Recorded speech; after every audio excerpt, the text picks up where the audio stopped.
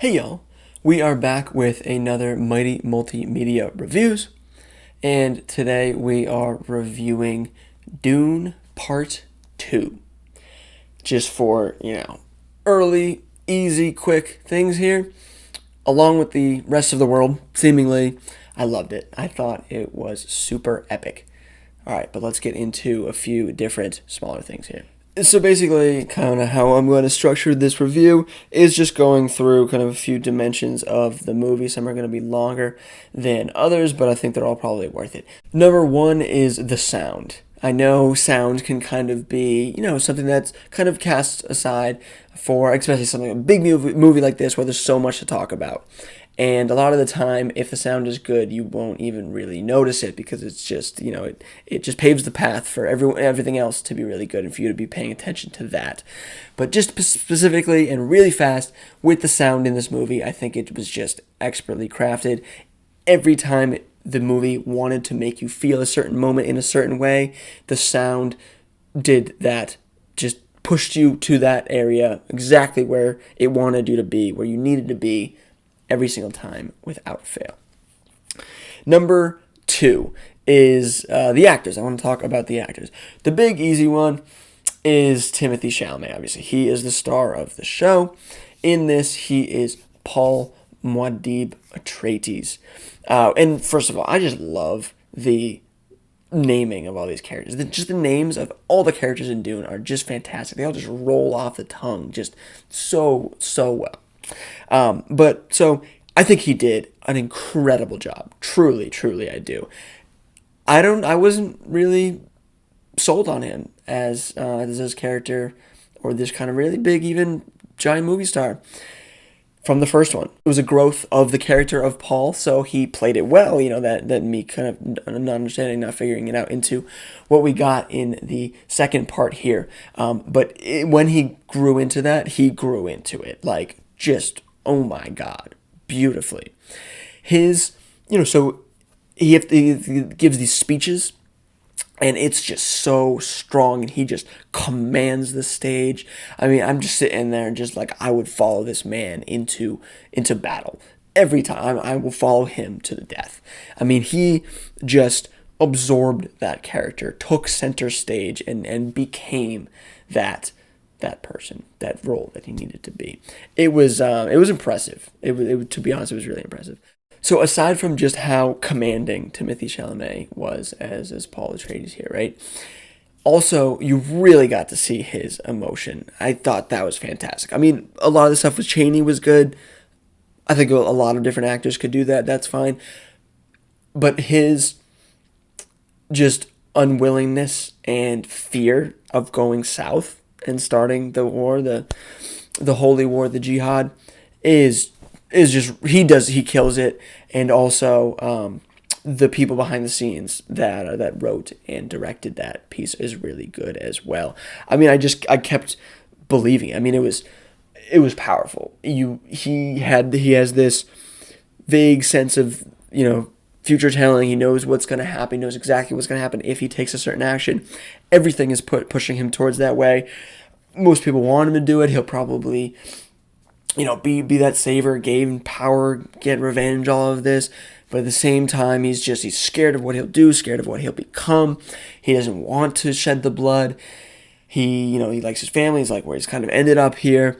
It's powerful. I mean, you see it in Timothée Chalamet. His performance is fantastic in that sense. He really, really does a great job with that. Another one that I want to give just a shout out to is Austin Butler. He did a really good job as Fade Routha. He is the big bad guy, basically, of this, and I'm going to talk about him a little bit more, but Austin Butler just really did a good job. He wasn't even in the first one. I don't think at all. Maybe it was a tiny little bit, but I don't think so. And he stole a lot of the spotlight there. And to be honest, not even really. I guess he did such a good job, but he didn't overshadow anything. He didn't play the crazy giant role in this, to be honest. He wasn't like the exact evil counterpart, but it built him up well. Everything he did was really well. You believed that maniac. And then the last piece just kind of encompassing everybody else in this, because there were so many other people in this. Dune Part 2 had a crazy cast. I mean, the first one already had a crazy cast, but this second one had an even crazier. It added so many really well-known, exceptional actors in pretty well-cast roles. So I don't know. In some ways, it felt like a waste, because a lot of these characters didn't get to do too much. On the other hand, maybe it shows just how honored these actors were and how much respect they have for this movie and this series and this lore of Dune, that they were okay with not being the stars of the show and just wanted to be a part of this larger piece of cinema and storytelling. So I think you can go either way there. The next piece I want to go into is the action of the movie. It didn't overuse anything at all. It was pretty balanced. There wasn't a whole lot of action, to be honest. But when the action was there, it was really good. On the raids and everything, the Fremen looked like really savage warriors. When Paul fought, he looked really good, as he should. But especially at that end, obviously, with the big giant war there, it was great. I mean, the action was so big and in your face and technological marvels, but also hand to hand. You saw the big wide pans so you could see the scope of the fighting and everything. And then we get to focus, as we do in the book. We'll talk about some differences and stuff in the book, but for this, as we do in the book, going into just the throne room with the Harkonnens and the Atreides and the Emperor, and handling this while there's a whole giant thing going on, handling it, diplomatically, negotiations and things like that, really taking it over. That makes a lot of sense. And then also we get this final battle, right, with Paul Atreides versus Fade Rautha, right? Harkonnen versus the Atreides, the two princes of the galaxy fighting for the fate of everybody. Fade Rautha steps up as the champion to the Emperor. Paul is obviously the challenger trying to take his throne, but it doesn't matter, what the circumstances was. This was going to happen at some point. All these two young men, their lives were definitely seemingly always on track for this meeting. Only, the galaxy was only big enough for one of them. I just love that. And it was a pretty solid fight. It wasn't my favorite thing ever, to be quite honest, but it was really well done. You could really feel, just how short the goddamn knives were and how close up and tight they were fighting. And you could feel the injuries, absolutely. And again, the one thing from the book is really good is they portray really well how Paul just stays silent. Because at this point, Paul he's drank the water of life. He's really taken on this role, and his mind is expanding, and he's kind of like evolving, to be honest, into something really not human. And Fade Rautha in the book gets really unnerved by this. He's not talking at all. He's used to being able to like go back and forth and chirp and have a conversation, and Paul is just like stone faced, focused on one thing here, and it really kind of throws Fade off, and it does in this. I think you can really see that how Austin Butler gets really ticked off, as he should, and how Paul just stays focused, and he's determined. It's not easy.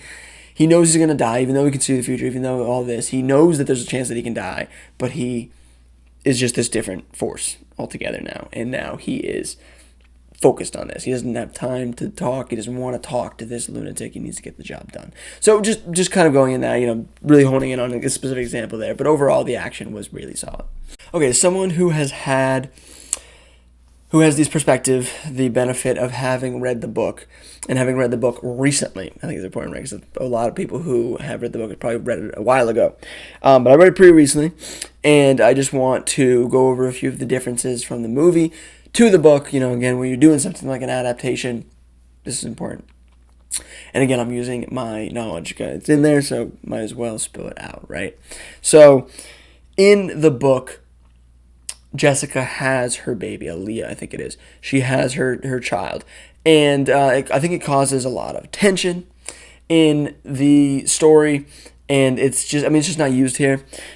We'll talk about this in a second. Maybe it'll get used in the future. Who knows? I don't know. But the core elements were there. Jessica was talking to this child in her stomach, and it was really intelligent and could kind of see the future and knew what was going on and everything like that. But in the book, the same thing happens. Jessica drinks the waters, and she because she was pregnant, that was a crazy thing to do, and it messed up the baby. And it was born. This baby was born with the memories and capabilities and mental capacity of an adult. So it was like a baby with an adult mind, which is creepy as hell. I get it. That's a big reason why I'm sure they didn't adapt it. But it did affect a lot of the story, so that I kind of wanted it. I really wanted that little creepy baby to be walking around and causing problems. So I don't know, whatever. Second thing, Paul didn't have a son in this. In the book, it covers a lot wider period of time. This really condenses it. I don't know. I mean, you're kind of unsure about time, to be honest. The pregnancy, I guess, really nails down some kind of time frame, right? So that's true of Jessica. But in the book, Paul has a child. So one, this cements the relationship between Paul and Cheney a little bit more. There's you don't even know, is there a relationship in this book or in this movie, this adaptation? But in the book, Paul has a kid, and because it gives us this moment, right? Because in the giant battle against the Emperor's forces and the Harkonnens' forces, this big final battle, the Sardaukar and everything, I think they might just kind of bomb it, go for some of the Fremen's home, and they kill Paul's son. And there's this moment, so he's already on the bridge, right? And he knows this is about to happen. 99% sure this is before he fights fate and everything, but the Emperor's all there, and he's got the power, he's got everything going on. He's like, I'll shut down spices, all of this stuff. Spice trade, and I mean, there's just a moment where he's just you just don't know if he's going to lose it. He just teeters on the edge for a second, and again, he's gone through this transformation. He's becoming something else. He already has is forecasted this jihad, this holy war, where so many people will die and the galaxy will be reshaped, and you're like, oh my god, is he about to snap? Is this just going to break him? I mean, the death of a son would break a lot of people, and it's this really tense moment. But at that moment, at least, there's other stuff that happens in the future. But at that moment, at least, Paul is able to balance himself and come back to that cool and calm and collected and finish the task. And it plays out a lot as it did in this movie here. Another one, kind of smaller, but it is a thing.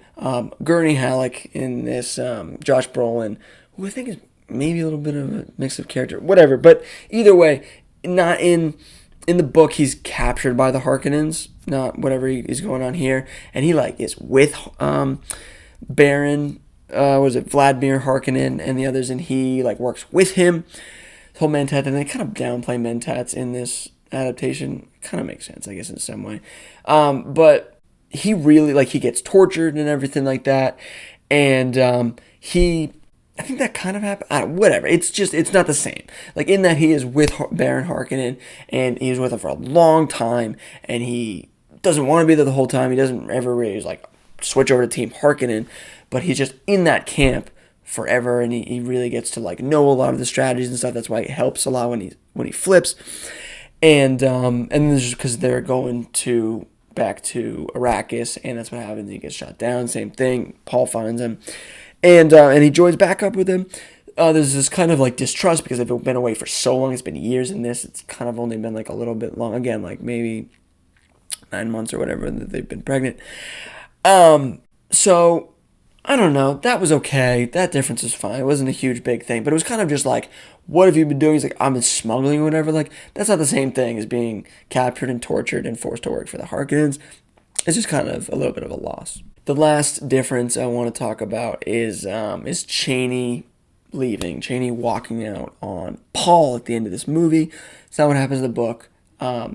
Cheney's not happy about Paul taking another wife, Princess Irulan, in this point, but she recognizes, she's told at least, but it seems like she recognizes that it's more just for, economic or whatever. And Paul is very more forthcoming, and Jessica helps as well. I think these are kind of important, right? Paul's he says that he's talked about just that she will be my wife just because I need to be the emperor, but you are the one that I will always love. Like I'm not really gonna touch her. It's kind of cruel. It's kind of just like I'm not really gonna like actually spending time with this woman. She's just gonna be my fake wife, and you're gonna be my real wife. And Jessica's like women kind of get thrown around. And actually, the book like ends on this, which is interesting, and it's just like something about women kind of can get treated relatively poorly in the grand scheme of things, but they also have a lot of power, and they're the real people who force men to do good things and stuff like that. But it was just, I don't know. Again, this is a different relationship between Paul and Chani than the book. They've been together for a lot longer, and they had a kid and all of that, and they lost his kid. And again, Paul's just more communicative. So, I don't know. I kind of thought that Zendaya here, portraying Chani, walking out on Paul, abandoning Paul at this point was kind of just lame. I don't know. I don't know if it's more kind of like female empowerment stuff. I just don't know if that's character. I don't know if that's Chani's character. Again, we'll talk about something in a second, maybe, but that just felt a little bit weird. Okay, so not a difference from the book, but something just about the book. So the book is heavily based on hallucinogens and stuff like that. And they say that. They do make a point of saying, they talk about hallucinogens in this, right? Because at the beginning, when they talk about spice, when Paul gets exposed to it for the first time, the doctor says, it has hallucinogenic qualities and stuff like that. But it's just a lot more depth in the book, I think, a lot more focused on that. Frank Herbert, the author of the book, was a big hallucinogenic guy, took hallucinogens, and again, this influenced a lot of his work here. And it's just in the book that is really the imagery, and I mean, that's just all that stuff in general, but also it goes into like really intense visions and then when Jessica and Paul drink the water of life or whatever, they talk about this whole like transmutation of stuff and the daughter of Aaliyah in there with the mind and touching consciousnesses and past lives and opening up to like futures, but not exactly knowing the future, but knowing different things. There's a lot of stuff going on, and that feels a lot more literary than it does visual. I didn't exactly know how they were going to do it. I don't think they just dropped the ball wildly, but I knew it wasn't going to be perfect, and I wanted a little bit more. Again, they didn't do a terrible job, but I wanted more. I didn't know. I don't really have a great suggestion, I suppose, but it just wasn't quite there to being what exactly that. How intense I think a lot of that was needed to be at least attempted to be shown a little bit more. It's like three last little smaller pieces, not really these big categories, that I want to touch in before I do just kind of a wrap up here or whatever. First one is just the world of Dune is just so masterfully built. The world building that Frank Herbert does is incredible. It feels so lived in. Obviously, a lot of the adaptations from this crew that made this movie helped, but the source material was all there, all ready to be plucked. Second, this was a great, I thought, case study of religion. I don't want to go into it too much. I think I've talked a little bit about it here, but just how it can be manipulated and used and manufactured in things. Sort of those negatives, those drawbacks, but also on the same side about how powerful and real it can be. I think it really covered the spectrum. It really gave both sides. It showed an awful lot, so that is really super powerful. It was obviously it was in there talking about jihads and holy wars, and the whatever you want to call it, the Kwisatz Haderach or the Elza Gizaib, however you could say. I swear to God, I could say it in the movie, or I could say it like a day or two after the movie, but I just can't say it now. But whatever name you want to give it. I mean, Paul is a messianic figure. He's Jesus. Frank Herbert is pretty explicit about this. The material is pretty explicit about this. This movie is pretty explicit about this. But it's just really fascinating, and just wanted to make it verbal. And lastly, I've talked about this before, but just the comparisons between this Dune and Star Wars. It's very interesting. You just see how much Star Wars took from Dune. There's so much of it. In this, you really, again, I read the book, so I knew this, but Paul, not as being his father, but the head bad guy being his grandfather. Interesting, it's pretty close there to Star Wars. And just a lot of other visuals and technology and things, how everything works, big galactic empires, all of that good stuff. It's interesting. I mean, it's kind of a shame that this Dune adaptation, the definitive one at least, because it's the 1984 one, which is not very good, came out so late. Because now a lot of people, even though it's earlier, and even though people might realize this, are just like, this is just kind of Star Wars clone in some ways. And it is true. They're going both ways now, right? Star Wars took a lot from the Dune book and then made it visual and all of that. And this new movie absolutely took a lot from the Star Wars movies to make its own movie. So it is a little bit commingled there.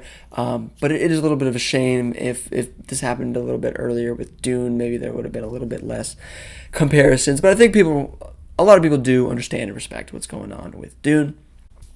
And I mean, it's a foundation of science fiction, of storytelling, of kind of our modern ethos. So, and that created the next building block of Star Wars. So that's just the thing that created Star Wars. It's got to give it a lot of kudos. Okay, so I am almost done. I want to wrap this up in a second. The last thing I just want to talk about is like possible sequel material and stuff like that. It seems like the director, who has done a really good job, by the way, did like Blade Runner 2049 and it was Arrival, a few other things. Really, really going on the fast track to the big leagues here. I mean, this is going to be huge. People are going to love this for a long time to come. So good for them. Good for them. But they've talked about doing a sequel. I think they said that they wanted to do a trilogy off from the beginning. I don't know if the studio and everything behind it really was behind that idea. But I think that this movie is big enough that people, the demand is going to be there. So I think, they'll make studios do it and the money is going to be there and the story is there. I mean, I think a lot of people are probably pissed off like, what the heck was that ending? I mean, this is just where it's about to get interesting. We're about to do this holy war, right? And that's how the book ends, first of all, just to let you know. So there is this piece. It's like, that's kind of the story. That's all you need to know. This is how the story happens, and then he goes in the holy war, and it's not a big deal. However, I have not read this to date, just to let you know also. But apparently, Dune Messiah, which is the sequel to Dune, but really just kind of a companion, really just finishes out the story, from what my friend has told me. So I'm going to read that soon. But apparently, it is not very long, and it just sort of tacks on and explains what happened in the Holy War. So I don't know what's going to happen, but as a consumer of purely just the movie, pretending I didn't want to read the book before this, I want another movie, and I want to know what the hell happened after this. So it seems like there's more story to be told. It seems like there's a big appetite for this, so it's still there. I think we might get another sequel. So, I want more Dune. Let me know if you want more Dune. Let me know if you want Dune Part 3. I think I know what the answer is going to be. Hopefully it's a yes. I love this. I think this is going to become a classic for years to come. I really do. I think you can sort of throw this up really right high with a lot of great science fiction entries and movies. Super excited. I love this. It's fantastic. Great movie experience. It kind of feels bringing movies back a little bit. I don't want to say anything big, but it was awesome. I loved it. Everything I've talked about. Hopefully we get a sequel. But do let me know what you think there. That is it for me. I'm done for the day. Signing off.